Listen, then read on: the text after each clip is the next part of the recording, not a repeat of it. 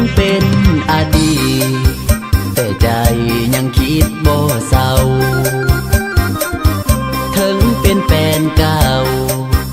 แต่ยังคิดฮอดเสมอจากวันเลิกลาสองเฮาบ่ได้พบเจอยังหักอยู่เด้อฐานะคนเป็นแฟนเก่าหลายปีผ่านไปจังได้ก็ยังคิดฮอดความหลังฝังใจตลอดคิดฮอดบ่มีสางเศร้าเป็นจังใดน้อสบายดีอยู่บ่แฟนเก่าหลายปีบ่ได้พบเจ้าความเหงามันคุมหัวใจผู้ชายคนนั้นเขาดีสำได้เขาเอาใจใส่คืออายอยู่บ่ก้อนคำเขาคือสิดีอยู่ติเจ้าจริงแลนนำให้อายต้องนอนใจซ้ำละกรรมมานานหลายปีใจนี้ยังคอยห่วงที่โทษทุ่มพวงฝากถามเข้าใจถึงแม้นสองเฮาสิเลิกกันไปแต่ความสัมพันธ์ทางใจของอ้ายยังคือเก่าอวยพรน้องสาวให้น้องจงสุขีขอให้ไปได้ดี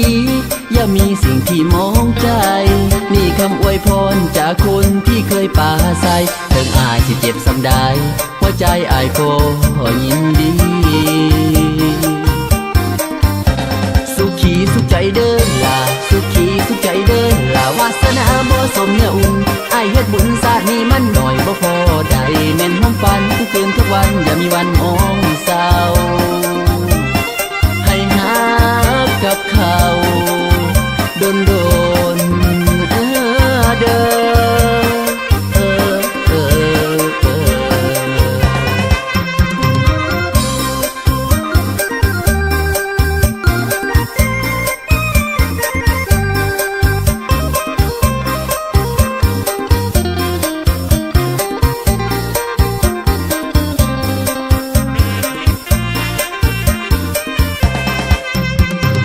ใจนี้ยังคอยห่วงที่โทษทุ่มพวงฝากถามเข้าใจถึงแม้นสองเฮาสิเลิกกันไปแต่ความสัมพันธ์ทางใจของอ้ายยังคือเก่าอวยพรน้องสาวให้น้องจงสุขีขอให้ไปได้ดีอย่ามีสิ่งที่มองใจนี่คำอวยพรจากคนที่เคยป่าใสถึงอ้ายสิเจ็บสำได้หัวใจอ้ายก็ยินดี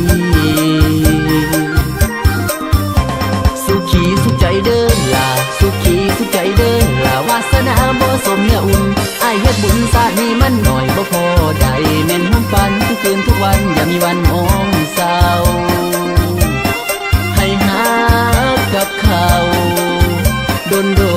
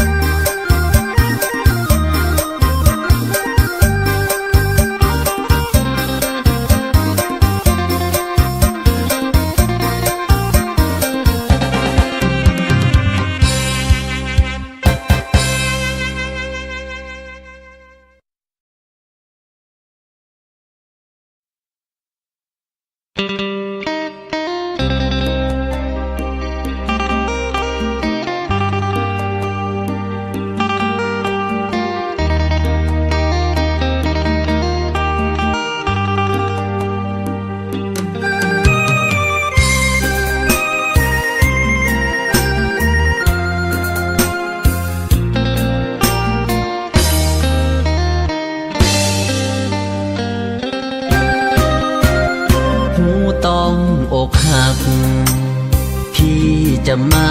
หักน้องหูดีเ เป็นตัวซ้ำห้องน้องมีเจ้าของแล้วนะสิเฮ็ดดีสำได้น้องก็บ่เห็นค่าฟ้าสั่งให้พบกันซาแต่อายยังฝ่าฝืนหาต่อไปได้เพียงสิทธิ์กายหัวใจก็อุ่นนักหนาเป็นเพียงคนขันเวลาสายตายังคอยห่วงใยเป็นคนแก้เหงายามที่เจ้ากับเขาเครื่องใจแต่พอคืนดีมือใดอายก็บ่สำคัญยอมหาเป็นตัวซ้ำห้องเป็นคนที่สองห้องจากเขายามเจ้าเหงาใจบ่มีเหตุผลที่ทนห้ามใจบ่ได้ถึงแม้นเป็นผู้ปาใสแต่ใจมันบอกให้หักหูต้องอกหักแต่ก็ยอมทนไว้คอยแอบเป็นคนหูใจคอยห่วงใยในทุกเวลายามใดที่เขาเฮ็ดให้เจ้านั้นมีน้ำตาอยากบอกให้น้องรู้ว่าอายคอยเซ็ดน้ำตาอยู่เด้อ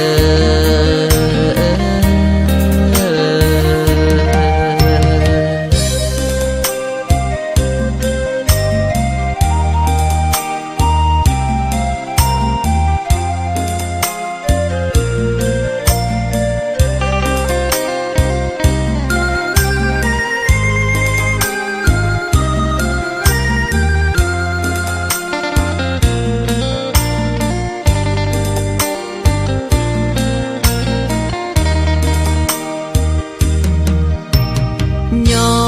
มหาเป็นตัวซ้ำห้องเป็นคนที่สองห้องจากเขายามเจ้าเหงาใจบ่มีเหตุผลที่ทนห้ามใจบ่ได้ถึงแม้นเป็นผู้ปาใสแต่ใจมันบอกให้หัก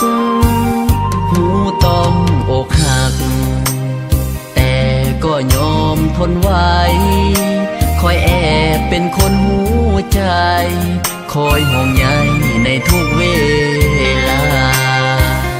ยามใดที่เขาเฮ็ดให้เจ้า